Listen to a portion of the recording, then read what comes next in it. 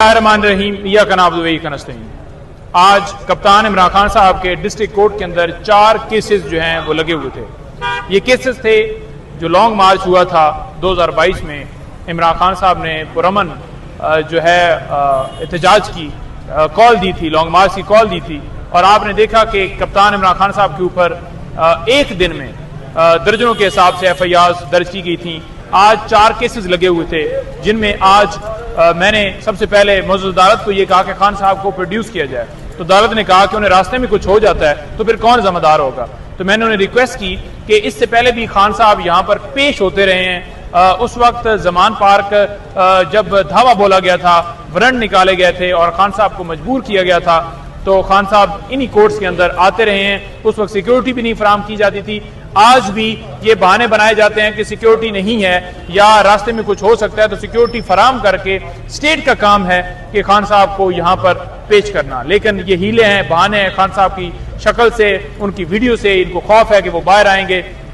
आज फिर जब अदालत ने उस बात के ऊपर तस्लीम नहीं किया, तो मैंने फिर 249 जो एप्लीकेशन दी हुई थी बरियत की, उसके ऊपर दलाइल दिए हैं। उसमें मौजूद अदालत को बताया है कि दफा 144 लगाने का जो कानून है उसमें बड़ा पब्लिकेशन करनी होती है पहले कि दफा 144 जो है वो लग रही है, लेकिन ना कोई ऐसा प्रोसेस किया गया और पुलिस ही इसके अंदर जो SHO थे वही इसके अंदर जो है मुद्दई बनकर उनकी मुद्दईयत में ये FIR दर्ज हुई। और उनको ये भी बताया कि जब अहकामात जो हैं वो SHO के नहीं थे दफा 144 के, तो फिर ये कैसे जो है वो FIR दर्ज कर सकता है, तो उसमें कंप्लेंट बन सकता है। तो उसमें मैं आपको वाज़ेह तौर पर बताता जाऊं कि साथ में उनको ये भी बताया अदालत को कि 109 करोड़ यानी कि खान साहब की मां के ऊपर आपने देखा कि दर्जनों के हिसाब से FIR दर्ज की गई कि खान साहब की मां के ऊपर वहां पर तोड़ फोड़ हुई, जलाओ गिराव हुआ। कोई एविडेंस नहीं है, कोई गवाह नहीं है, कोई उनके पास शवाहिद नहीं है, कोई ऐसी चीज रिकॉर्ड के ऊपर नहीं है जो साबित कर सके कि इमरान खान साहब का कसूर है। तो फिर ये केसेस क्यों चल रहे हैं?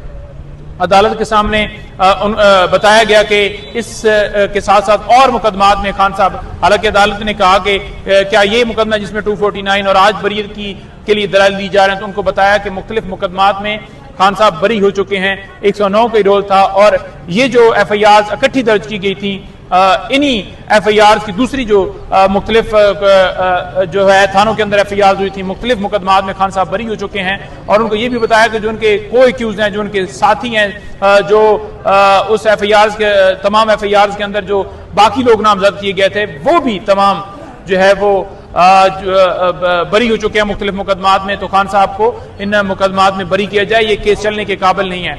अदालत के सामने सारी चीजें रखी, सारे हकायक रखे और अदालत ने तमाम जो दलाइल हैं, लीगल सारे दलाइल उनको दिए, उनको फैसलों की कॉपियां प्रोवाइड की। तो अदालत ने फैसला जो है वो महफूज किया है। हम उम्मीद रखते हैं कि इंशाअल्लाह ताला, मुझे पूरी उम्मीद है, अल्लाह ताला के ऊपर यकीन है कि आज इमरान खान साहब इन 4 केसेस के अंदर जो है वो बरी हो जाएंगे। ये केसेस सारे, जितने भी केसेस हैं, सारे झूठे हैं, कोई केस भी टिकने वाला नहीं। इंशाअल्लाह ताला आप देखेंगे कि दिन ब दिन ये तमाम केसेस यके बाद दीगरे, क्योंकि इनके अंदर कोई ऐसी चीज नहीं है, कोई ऐसी एविडेंस नहीं है, कोई केस के अंदर मंतक नहीं है। सारे केसेस, चाहे तोशाखाना हो, चाहे साइफर हो, चाहे अलकादा ट्रस्ट हो, चाहे कोई भी केस हो, ये सारे केसेस झूठे हैं। इंशाअल्लाह ताला अल्लाह ताला जो है वो करम करेगा और कप्तान हमारा जो है इन तमाम केसेस में सुरखरू होगा।